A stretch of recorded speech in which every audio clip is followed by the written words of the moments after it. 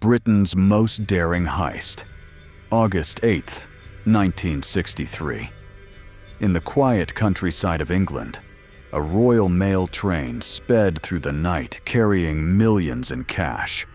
Within minutes, it would become the target of one of the most daring and meticulously planned robberies in British history. This is the story of Great Train Robbery, the crime that shocked a nation. In the early 1960s, Britain still transported large sums of cash by train. The Glasgow to London Royal Mail Service regularly carried money collected from banks across Scotland. On that night, the train was transporting £2.6 million, equivalent to over £60 million today. Security was minimal. No armed guards, no advanced surveillance, just sealed mailbags filled with cash. For a group of professional criminals, it was the perfect opportunity. The robbery was organized by a criminal mastermind named Bruce Reynolds. Reynolds spent months planning every detail. He recruited a team of about 15 men specialists in logistics, driving, and forced entry. This was not a random crime. It was a military-style operation. At 3:03 a.m., near a railway bridge at Bridego Bridge in Buckinghamshire, the gang executed their plan. They tampered with the railway signals. They changed a green signal to red, forcing the train to stop.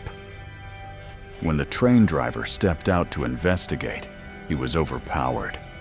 The gang quickly uncoupled the carriages and moved the engine and the two cash-filled coaches further down the track.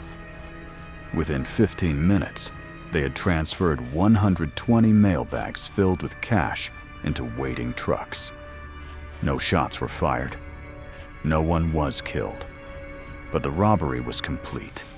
The gang fled to a nearby farm, Leather Slade Farm, where they divided the money. Their original plan was to lie low for a few days before disappearing separately. But they made one critical mistake. They did not clean the farmhouse thoroughly. Fingerprints were left behind. And that mistake would change everything. The British police launched one of the largest manhunts in the country's history. Detectives recovered fingerprints from a Monopoly board left at the farmhouse. The robbers had been playing games while hiding out. One by one, members of the gang were identified and arrested. In total, 12 of the robbers were captured and sentenced to heavy prison terms, some receiving up to 30 years.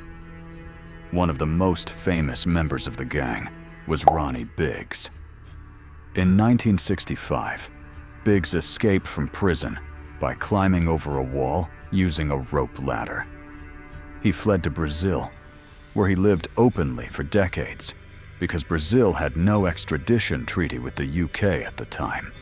His story turned him into a controversial celebrity. The robbery changed Britain forever. It exposed weaknesses in the transportation of money. It led to major security reforms. And it marked the end of what some called the gentleman thief era. Despite the massive investigation, not all the stolen money was ever recovered. To this day, a portion of the loot remains missing. The Great Train Robbery wasn't just about money, it was about precision, planning, and boldness. It felt like something out of a Hollywood movie, except it was real. The criminals became legends. The police became determined hunters. And the story became part of British criminal folklore. More than 60 years later, the Great Train Robbery remains one of the most infamous heists in history. A crime carried out in just minutes, but remembered for generations. If you enjoyed this story, make sure to like, subscribe, and turn on notifications for more true crime documentaries.